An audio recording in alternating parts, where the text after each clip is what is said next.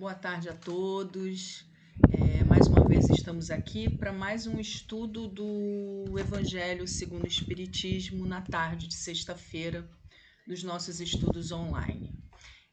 Antes da gente iniciar o estudo e antes da gente fazer a nossa palestra, eu queria trazer para vocês que nós já começamos a nossa campanha de Natal da Casa do Caminho. E dizer para vocês, né? Nós vamos falar sobre a fé e a caridade, então, assim, vou aproveitar o tema, né? E o início da nossa campanha para falar para vocês o quão é necessário nesse momento a ajuda dos corações amigos para a nossa campanha do Natal. Sem a ajuda de vocês, não é possível nós fazermos e ajudarmos as famílias que lá são assistidas durante o ano inteiro. Então, nós temos as nossas crianças, que são para mais de 80 crianças, nós temos os nossos jovens, que graças a Deus também é sempre um número crescente, são mais de 60 jovens, e nós temos as nossas assistidas também, que passam de mais de 60 senhoras, fora as famílias, né? Porque nem todas as famílias ganham a bolsa são agraciadas na terceira idade com a bolsa, mas vão receber as cestas de Natal, né? Porque afinal de contas a gente precisa, né? Todos nós gostamos no Natal de termos uma ceia, né? Termos um momento diferente, um momento de confraternização, pelo menos com aquelas pessoas que são mais próximas da gente, que são os nossos familiares que moram junto de nós. Então a gente pede para que todos vocês que nos escutam, que gostam do trabalho que é realizado lá na Casa do Caminho, que confiam no trabalho, que confiam na espiritualidade, né? Que eu acho que é o mais importante, a espiritualidade que está sempre presente em todas as tarefas da casa, que vocês possam colaborar. E como que vocês podem fazer isso?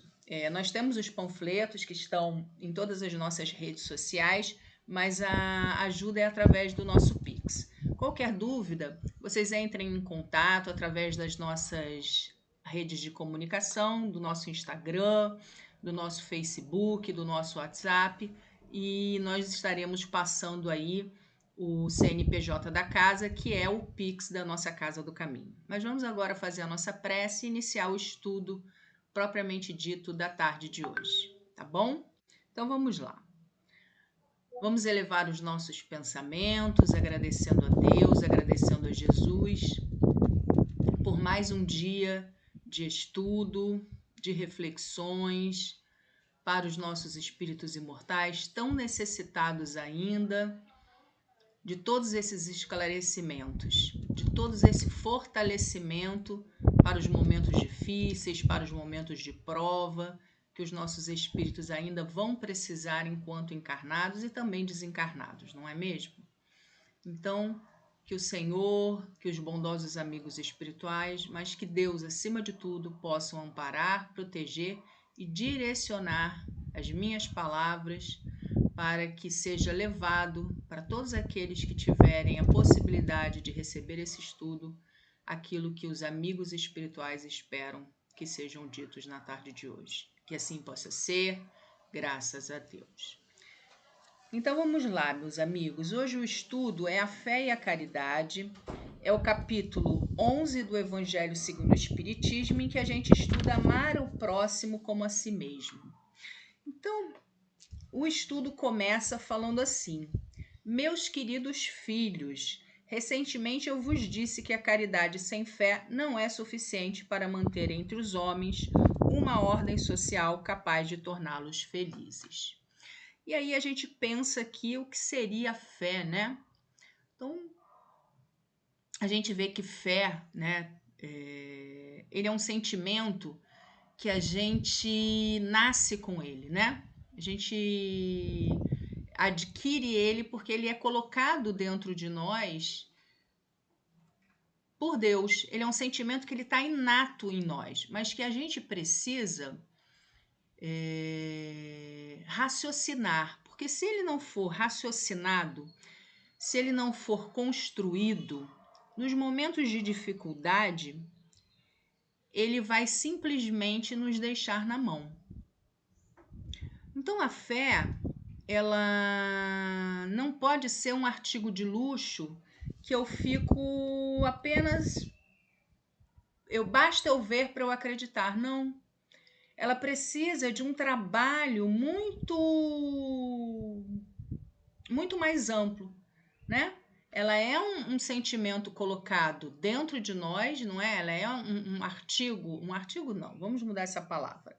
Ela é uma condição, né? Ela é uma sementinha colocada dentro de nós, por Deus, mas que ela precisa ser cultivada, ela precisa ser desenvolvida para que eu possa ter o entendimento e que nos momentos de dificuldade, nos momentos de dor, nos momentos em que eu seja chamada à razão, eu consiga compreender quais são os propósitos de Deus para a nossa encarnação.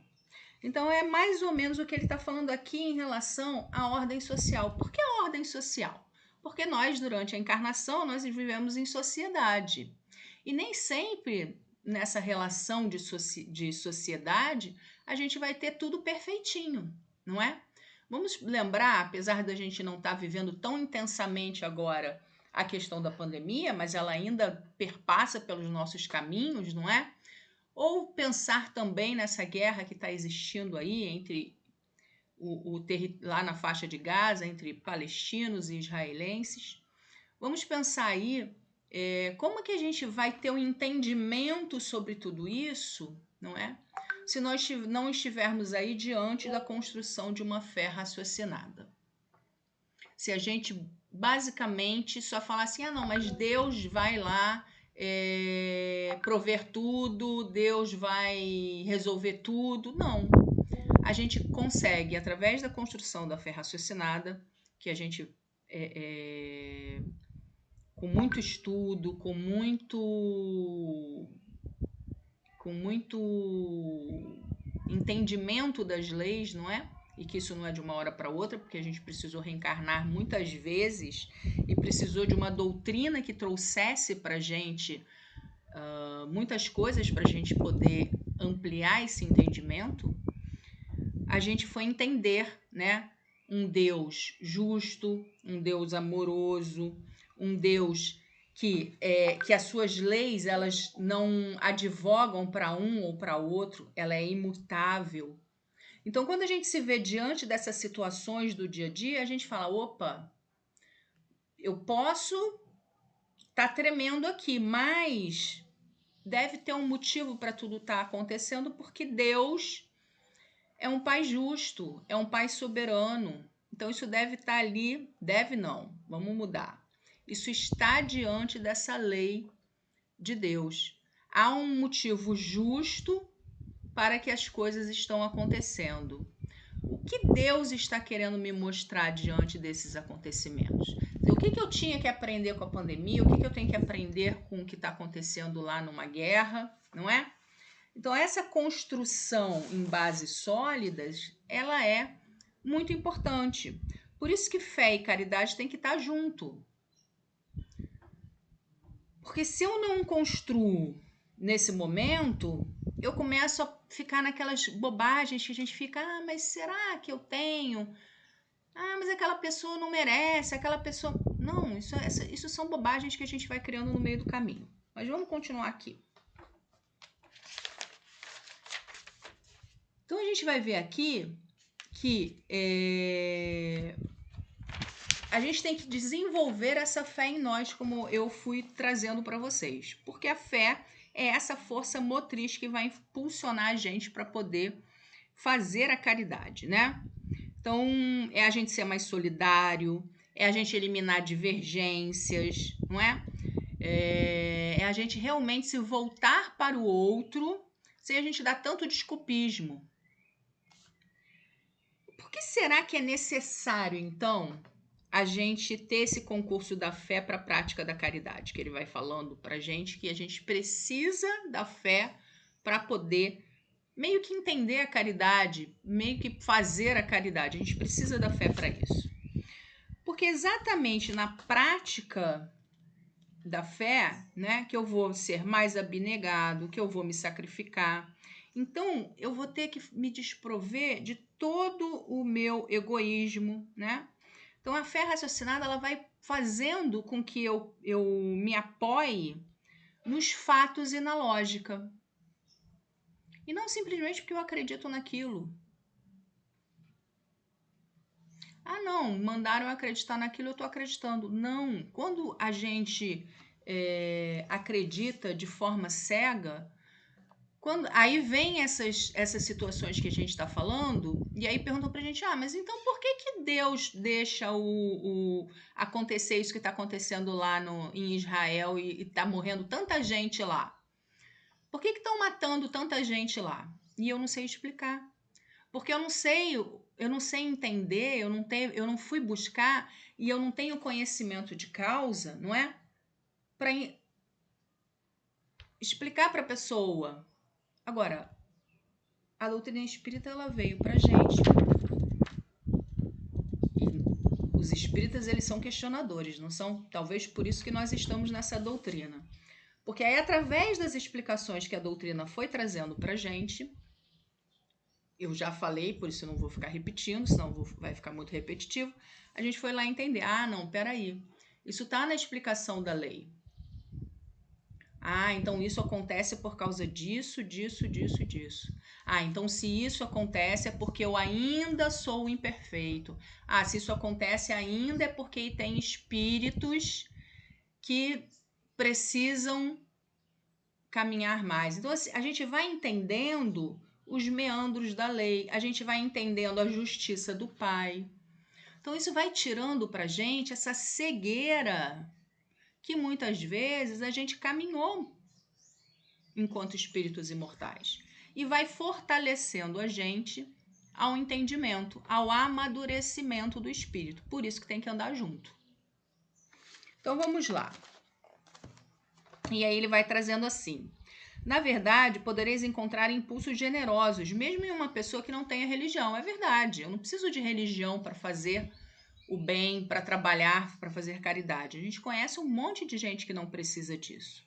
Mas essa caridade austera, que só exerce pela abnegação, pelo sacrifício constante de todo interesse egoísta, somente a fé poderá inspirá-la, porque é ela quem nos faz carregar a cruz desta vida com coragem e perseverança. Eu já até comecei a explicar um pouco, justamente porque vai fazer a gente o entendimento diante de determinadas circunstâncias que a gente não tem explicação. Então, ela vai nos sustentar nos momentos em que a gente não consegue explicar.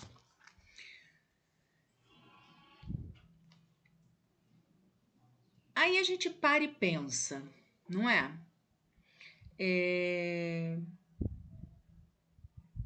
Quantas vezes Jesus no Evangelho fala pra gente e fez a gente construir a nossa fé? Mesmo sem o homem ainda conhecer a doutrina espírita. Mas nesse processo de construção da nossa fé, de evolução de nós, espíritos imortais, o que foi sendo conduzido para a humanidade? Ele ia dizer para a gente, sua fé vai te curar. Né? Quando nós íamos em busca de Jesus, o pai vai em busca da cura da sua filha, da cegueira, ou vai em busca do seu filho, todas as curas de Jesus. O que a gente vê que Jesus falava o tempo inteiro? Vá que a sua fé vai te curar. Vá e não peques mais. Mostrando pra gente do grande poder que cada um de nós carrega, não é? Da possibilidade que nós temos de modificação, de construção dessa fé raciocinada. Só que o que mais que a gente precisa, além de fé? A gente precisa se voltar para o trabalho. Porque quando eu me volto para o outro, e aí por isso que fé e caridade andam juntas.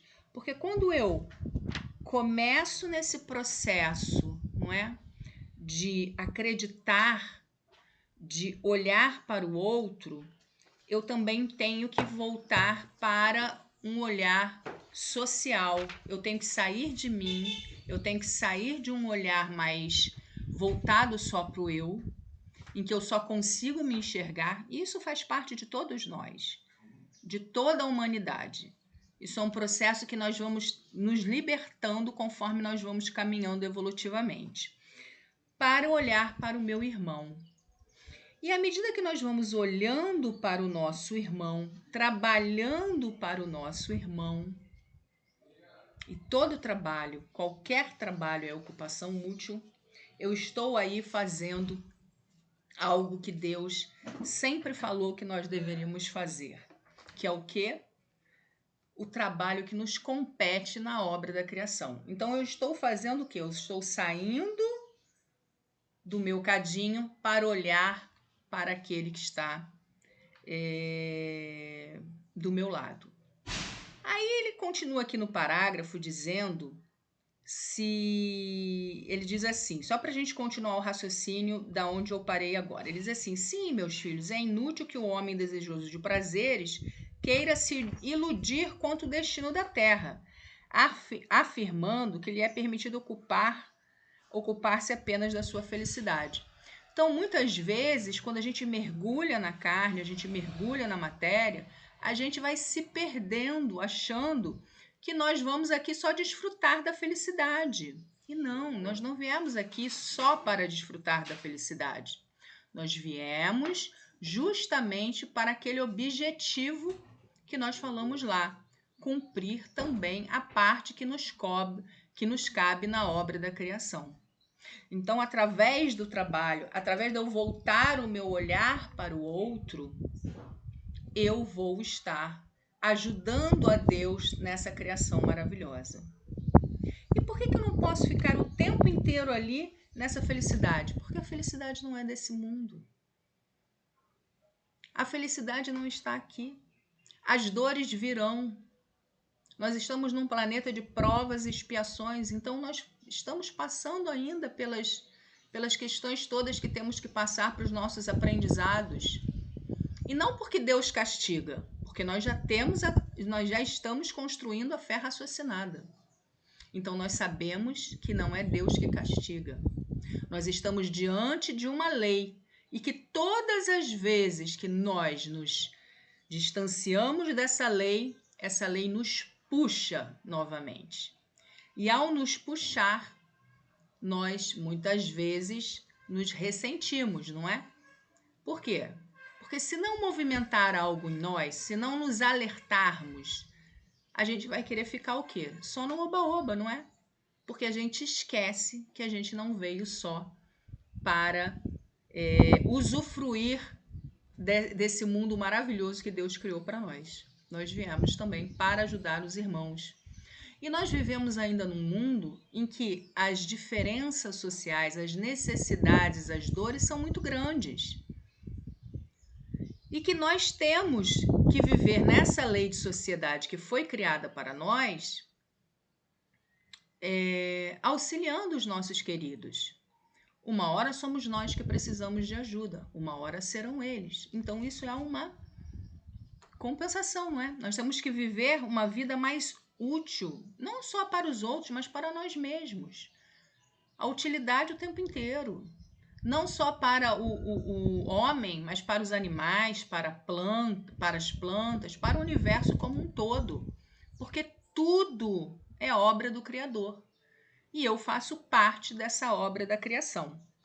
Então, o problema não é eu querer buscar e ser, né, a felicidade o tempo inteiro, mas é eu entender que não é isso que a gente deve estar o tempo inteiro nessa busca da felicidade.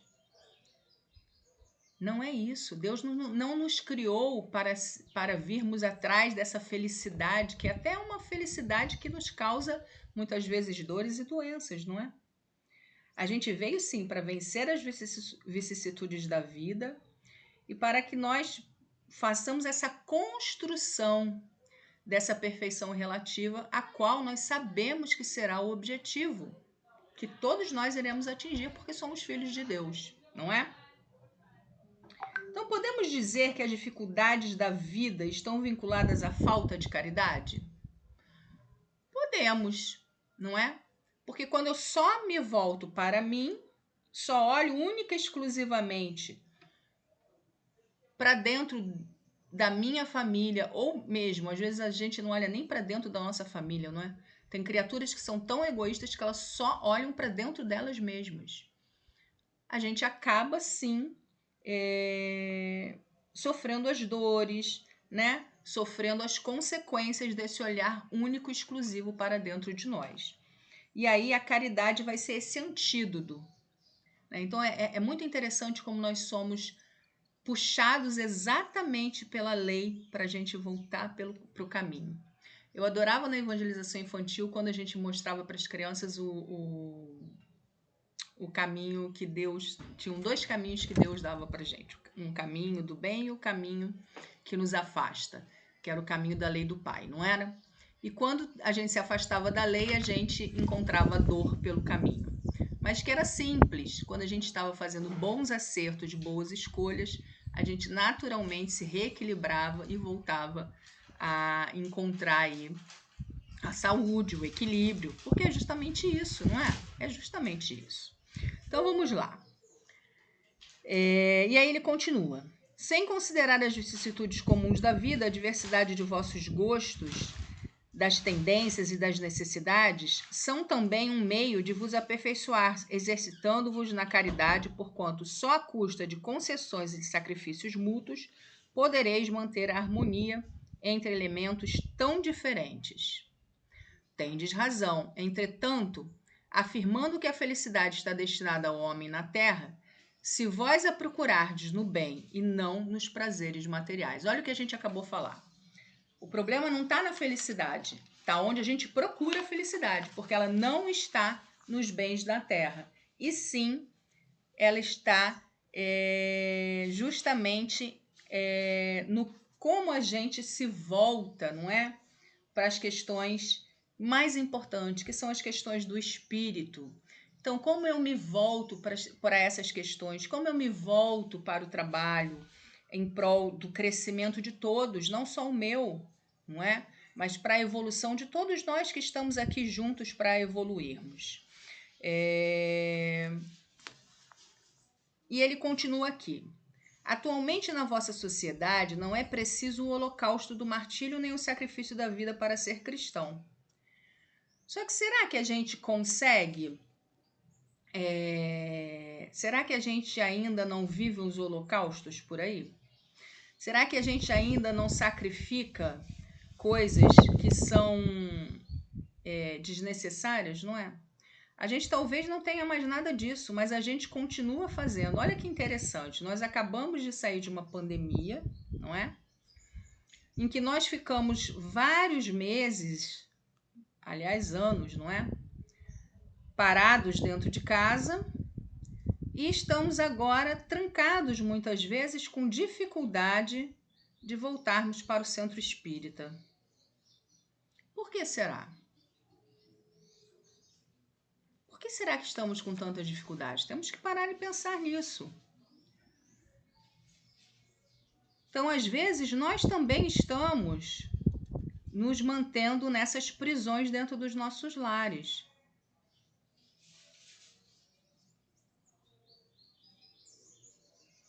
Talvez estamos nos permitindo até a viver, por que não dizer uma certa obsessão, não é? Porque se os centros espíritas estão abertos novamente, as igrejas, enfim, nós deveríamos estar retomando esses trabalhos presenciais e voltando para os nossos centros. Então, às vezes, a gente não tem mais o holocausto e o martírio para servir a Deus, mas nós mesmos ainda fazemos... não é um sacrifício, aí a palavra é outra, não é? Nós acabamos criando o nosso holocausto, não indo aos lugares que nós devemos preencher. Porque como fazer caridade se nós não estamos no centro espírita? Como não ir a esses locais que nós temos que ir de encontro às pessoas, trocar, não é? Essa energia que nós temos que trocar com o nosso irmão, ouvir as dores do nosso irmão. Então, nós temos que retomar as casas espíritas e todos os locais que nós costumávamos ir. E aí ele continua aqui: se a caridade vos inspirar e se a fé vos sustentar, sereis vencedores. Então, a caridade, como diz um outro capítulo do Evangelho, é a salvação, não é? É a grande salvação. É aquele capítulo de se não há caridade, o outro capítulo do Evangelho que é fora da caridade não há salvação. Que esse é um capítulo que fala exatamente disso, que nós precisamos fazer caridade, nós precisamos trabalhar em prol dos nossos irmãos, da humanidade, para que nós nos libertemos dos nossos vícios, das nossas mazelas, não é? Mas nós precisamos sim, através de uma fé firme, de uma fé raciocinada e construída, porque nós ainda precisamos desse embasamento, porque ainda somos espíritos muito recalcitrantes, ainda somos espíritos muito imaturos, mas estamos nessa construção, não é? Essa construção para sermos espíritos mais moralmente amadurecidos, menos viciosos, mas precisamos olhar para o lado, trabalhar em prol do outro. E aí nós convidamos aí todos, esse é o convite que fica ao fim da palestra, vamos voltar para os centros espíritas, vamos voltar para os trabalhos, vamos trabalhar na evangelização, vamos estudar, vamos trabalhar nos passes, vamos trabalhar nas mesas de desobsessão. Isso é fundamental, meus irmãos. Porque quando a gente não trabalha, a gente dá asas para que a situação planetária fique pior, vibracionalmente falando, não é? Então vamos embora, vamos fazer a nossa parte aí na obra da criação. Então vamos agradecendo, ficando por aqui, agradecendo toda a boa vontade de vocês por ouvir, a paciência e agradecendo a Deus, a Jesus e aos bondosos amigos espirituais pela oportunidade que tivemos de estar aqui junto a vocês para mais um estudo do Evangelho segundo o Espiritismo. Que assim possa ser, graças a Deus.